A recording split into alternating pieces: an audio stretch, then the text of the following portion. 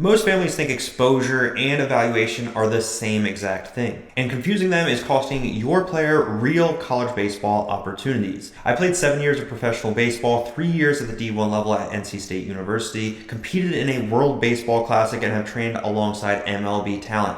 I've worked with over 200 families who thought they were getting evaluated when they were only getting the exposure. You're definitely going to want to stick around to the end, because understanding this difference could save you thousands of dollars and opening doors you didn't even know existed for your player.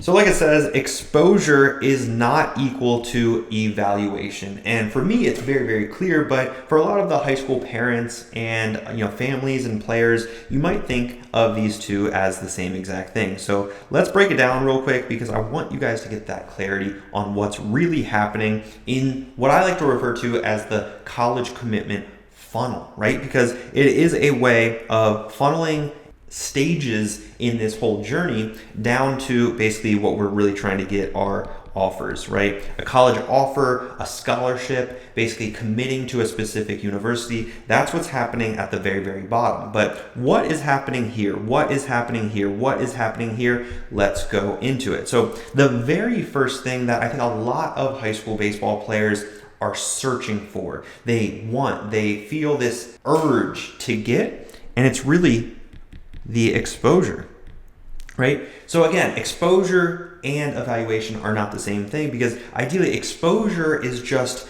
basically, in a way, these are eyeballs, right? You basically want to make sure that you're getting the eyeballs on your player or yourself, right? And that exposure typically can come through a couple of ways. It can come through email, it can come through social media. It's ultimately coming through making sure that we're putting ourselves out there in some regards for these college coaches to know that we even exist. So that's really phase number one. Phase number two is to get evaluated, right? So this next step is the camp. It's the showcase. It's the travel ball tournament. You're getting in front of the eyeballs, but you're also getting an opportunity to get evaluated, because ideally you cannot get evaluated through the simple exposure. College coaches are not going to necessarily evaluate who you are based on a highlight video that you have edited, based off of stats that you are basically providing, or metrics that you are providing. They want to evaluate you, the player, or your son with their own eyeballs in a real environment to perform. So think, a perfect game showcase, PBR5 tool, those are all great, but also not necessarily on the showcase level, but also on the tournament level. Also maybe in a college camp. These are all evaluation events, right? So ideally, events are a great place to get evaluated. I think a lot of high school baseball players and families, they make the common mistake of going to these events thinking they're getting the exposure, right? And it doesn't happen that way. You can get exposure by going to an evaluation event. You can't get evaluated from getting that exposure, right? So again, you guys are going to these events thinking that you can get exposure from these events. And yes, you can without a doubt, but that's not the way that you want to go about it. So next up, after you go to one of these events potentially and get evaluated, the next step is to gain interest, right? Because we do want to be able to gain some interest from who just recently evaluated. And by interest, I define that as communicating with a college coach, right? You can communicate with college coaches and get that exposure. It's not going to be the same level of intent or showcasing that level of interest from that college coach. You can definitely get evaluated at a specific camp or a showcase, but again, you can communicate with that college coach. You don't know if they're necessarily interested in you at that specific date and time. Maybe they just need to see you 2, 3, 4, 5 times before making a decision on you as a player. So that's where that interest, it is very clear that a specific coach is interested in you, right? They are communicating with you. You're not necessarily always communicating with them. And that's by initiating the conversation. Up here in exposure, maybe even pre-eval event, that's where we want to be the ones initiating those conversations. Interest level, that's where the college coach is initiating those conversations, not necessarily you. Of course, you're going to be responding in that process. The next stage after interest is really communicating that conversation on how to get a good old visit, right?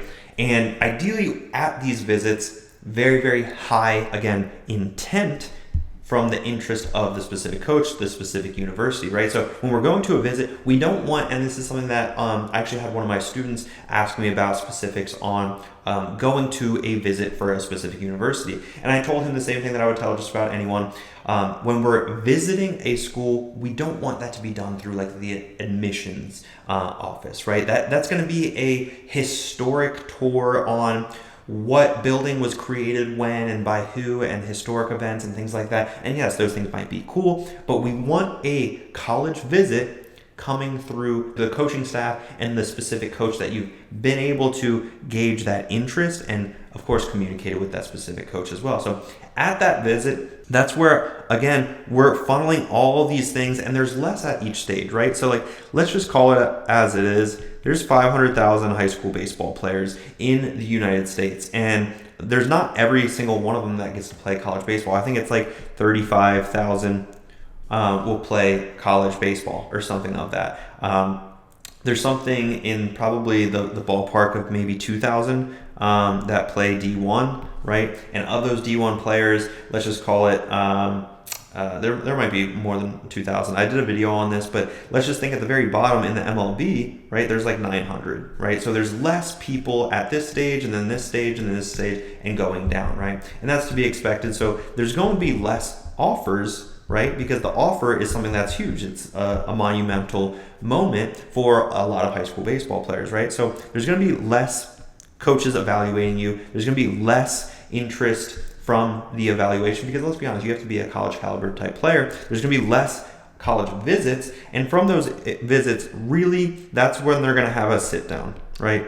And ideally, if you present yourself in a mature, professional way, in that sit-down conversation, bada bing, bada boom, they're going to say something on the lines of, we are willing to offer you X percentage if you decide to commit to our university, or we would love to have you part of the Wolfpack. I went to NC State University, so they said, we'd love to have you part of the Wolfpack. We're able to offer you a percentage scholarship. And that percentage scholarship is changing in the never-ending changing landscape in college baseball recruiting. So as you can imagine, obviously the transfer portal is affecting that, NCAA rules, those things are always affecting those things. And that's where it can be very difficult to know what offer is a good offer, right? Are you getting offered because it's kind of like going to prom in high school? I always like to refer to as dating, right? You have to like the girl, but then the girl has to also like you. And that's where a good, basically not only a friendship is built, but a really good relationship is built when both sides want the same thing, right? And this happens all the time, where a university wants the player more than the player themselves, right? Sometimes the player also wants a scholarship to LSU more than LSU. And that's why typically LSU is probably not going to be offering your son a scholarship. And if he is, that's great. There's a very select few individuals that get the opportunity of playing baseball at that next level at LSU. And real quick, just because I want to make sure that I'm grabbing your guys and making sure that you understand that there's more help in not only the exposure, getting evaluated, getting that interest, but really sparking these conversations. I've actually developed out a 7 steps on how to reach out to college baseball coaches the right way. It's a completely free course. You can grab that down below in the description. It's very, very detailed. It's over on YouTube as well, completely for free. It's under one of my playlists if you can figure that out. It's a great piece of content that I would love for all of you guys to start taking action right away. If your son is in high school, he should start reaching out to these college coaches. But again, getting back into it, guys, we want to be developing out these offers, right? And then from these offers, some are going to be good, some are going to be bad, and then some are just going to be straight out ugly, right? Because a university that isn't super quality, they're just trying to fill roster spots, for a lack of better words. And you don't know what you're going to be walking into. You don't know if they're going to have the facilities to even accommodate your growth. And these are things that in this sit-down conversation and really in the visit, you should be ready to have those conversations. I would say you don't even want to go on a visit with a specific university if you're not interested in them. Yes, they might evaluate you. You might get that exposure to that specific university. But again, you want to make sure it's a good fit for you, not just for them, right? That's where it's always important to make sure that you have that mindset of not just finding a college scholarship, but finding the right college scholarship. And that's where it's kind of weird with certain placement services and things like that. Now, I will say if you or your son has the metrics where I feel very confident in his abilities to be able to land a scholarship at any level. We do have programs to accommodate that, but that's where I would rather you take your hands or take it in your own hands to communicate and make sure that you're finding that right fit. For example, for me, wanted to study aerospace engineering, so that's a huge area that I wanted to make sure that that specific university had. And quick little fun story, Florida State, they were interested in me and they tried telling me that they had engineering when I already did the research, and they clearly didn't have engineering. So you have to do your own research, and that is, in my opinion, a bad offer coming from Florida State, right? They were interested in me. They offered me a handful of times, no joke, a handful of times. They said, hey, Mendy, let's go on a visit. And it kind of just stopped right there. There's no need to go any further. There's no need to have a sit-down conversation. There's no need for you to give me an offer, because I had my frameworks of what I valued, and ultimately studying aerospace engineering was something that I valued. So that would have been a bad offer if I let it streamline down to this funnel, so to speak. Now, a good offer, that's why it's important to have a list of your top schools. So for me, my top one was really NC State. Number 2 is Rice in Houston, and number 3 was UVA, Virginia. And because I did a lot of this right, I also, let's be honest, the most important thing is your physical and mental development that was really, really in the works way over here. I was able to develop out my top 3 list. And by doing this the right way, I was able to receive an offer to my top 3 schools. And these were all good offers. They all had engineering, they all had reputable baseball programs, they all had great facilities to accommodate my growth as a baseball player. So that's where I felt very, very honored to be able to have an opportunity to choose where I wanted to play college baseball.